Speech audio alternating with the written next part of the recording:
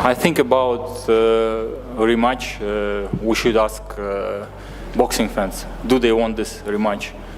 Yes. If they want, I would like to give this rematch, and I would like to get this chance, of course, again. Yeah, I mean, His Excellency said, wrong decision, we do a rematch. So that's what we know. He's a man of his word.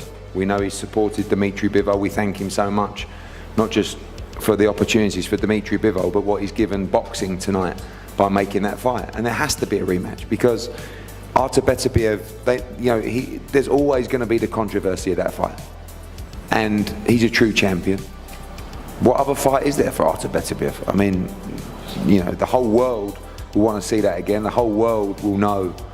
I'm sure there's some that found a Beterbiev victory, but everybody I know that knows boxing didn't tell me that at ringside.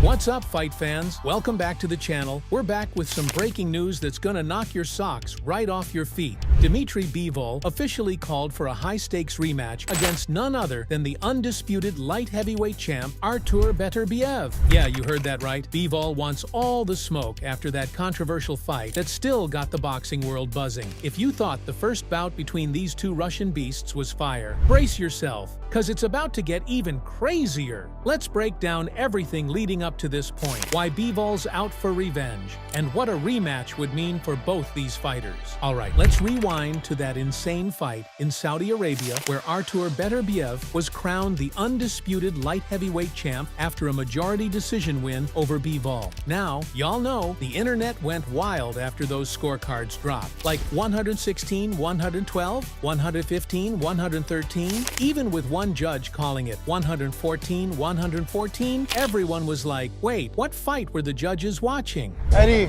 I was surprised by the decision, but just a joke. Say that again. It's a joke. Yeah. They knew. They told him in the 10th round, you have to knock him out to win this fight. Who told him, the corner? Yeah, it's Yeah. on TV. Yeah. They're all standing in the corner. The fight's over. We're in the Bivol's corner. I'm looking Yeah. around. They are like this. How could you score that fight 8-4 to Artur Beterbiev?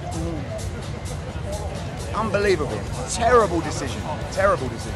What can be done? What are you guys gonna do to? Listen, hopefully His Excellency will do the decent thing and give both Bivol a rematch. It was a masterclass performance in what was an amazing fight. And I don't want to disrespect Artur Beterbiev because he's an incredible champion, but he did not win that fight. Dimitri Bivol won that fight. Bivol wasn't just fighting. He was putting on a masterclass, showing us that crispy movement, slick defense, and pinpoint counters. A lot of folks, including Eddie Hearn, were straight up fuming at the result. Hearn didn't mince words either. He called the decision absolutely disgusting, saying Bivol got robbed, and a lot of fans agreed. Twitter blew up with people calling for a rematch even before Bivol had left the ring. We saw a guy that had never gone the distance before, the biggest monster in the sport, and we saw one of the purest boxers, one of the most skillful fighters I've ever seen. And I don't want to disrespect Artur Beterbiev and his team because they're just incredible fighters. But I find it sickening that after a lifetime of hard work, Dimitri Bivol is not undisputed champion tonight. He won that fight.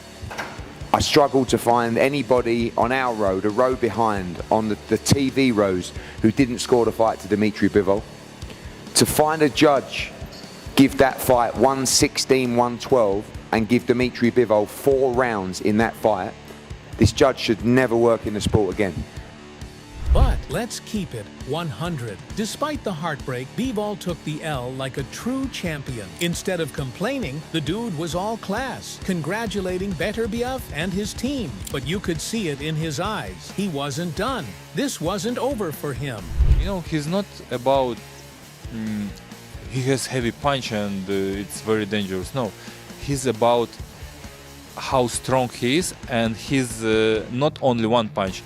When he's trying to punching combinations, all punches in the combinations are heavy. It's not. I could compare like with the Canelo. Yeah, he put all his energy, all his power on single punch.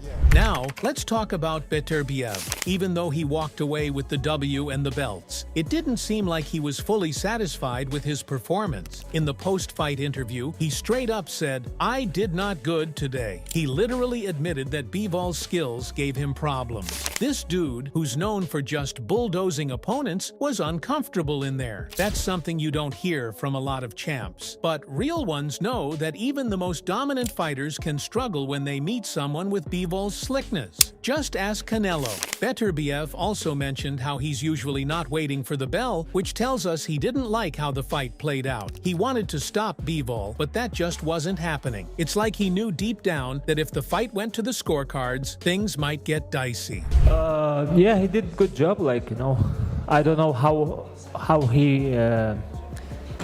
he measured his work. I mean, good or not, but I am not bad boxer. I did not bad work, but I think Mark, my coach, my team will prove my. I did what we prepared. I did some part of this work, not all the work. I don't know why. You know, if be honest, I always more critic of myself, and even all my last 20 fights, because of luck, I win them by KO. I'm always complain about my skills, performance. You know, that's why I don't like what I did. I mean, I want to do more, better, always. Bivol, who's been laying low since the fight, broke his silence. And he's not playing around. In an emotional but focused statement, Bivol said he's demanding a rematch. He wants revenge, and he wants to prove to the world that he's the better fighter. His exact words? "I don't want excuses. I want my revenge. Let's run it back." Have you heard anything that they're going to do an immediate rematch? He told me also, in my opinion, you won and I want to make a rematch for you. And now it depends on Beterbiev. This isn't just about the belts anymore. For Bivol, it's about legacy. Dude's been undefeated his whole career until that night in Saudi, and that L clearly doesn't sit right with him. And for real, the way the fight went down, who could blame him? Bivol feels like the judges got it wrong, and a lot of fans agree. But he knows the only way to settle this is to step back into the ring with Beterbiev and take what he feels should have been his in the first place. I don't know about you guys, but calling this fight a robbery is a little far-fetched, don't you think? Yes, it was close. Both guys were battling till the very last second. Artur edged it fair and square. Teddy Atlas, the guy who coached Mike Tyson, also believes it was not a robbery. Fight, a lot of close rounds. I can see why they're conflicted. I'm not, you know what? I'm not going to judge anyone. I judge the fight though, but I won't judge anyone because it's subjective in certain ways. I can see that there's two ways to look at it. There's two fighters. It was a close fight, a lot of close rounds. I had it 115, 113, Beterbiev. Yeah, because I thought he won the championship rounds. I thought it was a really, really tight, close fight. I thought that, as I often do, that a fight like this comes down to geography. Who gets the geography, to own the geography, the place in the ring, that suits their talents, their strengths better than the other guy? Who gets to own that space, you know, that real estate, if you will, more than the other guy?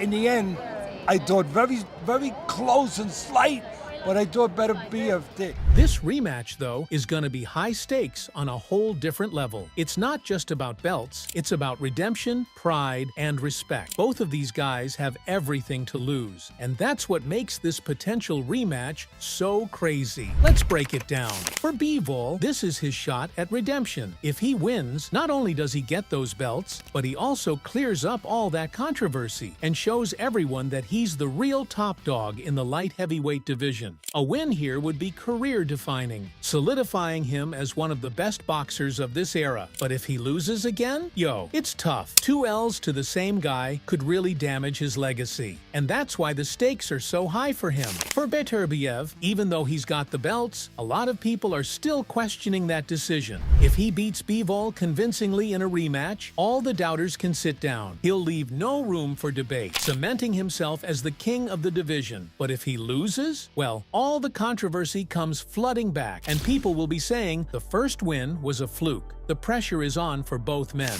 Now, you gotta ask, what would change in the rematch? Because, let's be real, both of these guys are already at the top of their game. But if we dive into the X's and O's, here's where things could get spicy. Bivol's movement was on point in the first fight, but maybe he played it a little too safe at times. In the rematch, he might need to be more aggressive, push Beterbiev back, and take more risks. He's got the skills, but sometimes you gotta take it from the judge's hands, especially when you're fighting away from home. He knows he can't let it go to the scorecards again. I felt like I just had to throw more punches, but I tried to land hard and I tried to catch him, because I saw his movements and I was trying to catch him with clean punches, but I had to throw more just punches. To be honest, I didn't feel that I was in groggy or something like this. I felt some pressure, but it was under my control, to be honest. I felt that he's pressuring, and I needed it. I needed it more from him, to be honest. For Beterbiev, he's got to find a way to make Bivol feel those legendary power shots more consistently. He couldn't really trap Bivol the way he wanted to, so expect him to focus more on cutting off the ring and going to the body to slow Bivol down. If Beterbiev can land big shots earlier, he might not have to worry about the judges at all. But hey, the way Bivol has been talking after the loss, it's pretty dangerous. He sounds like he's ready to go tomorrow. The guy wants his get back. Yeah, he was very similar what I was expected from him. A lot of fighters who's fighting with him, with Canelo, their emotions was against them. A lot of things depends on your emotions, on our emotions, which we are feeling. Because emotions could not let you realize all your potential, and the aura around Beterbiev is like his monster and this and that. Some people will be scared of it, but I was excited. I was trying to use the right emotions about it.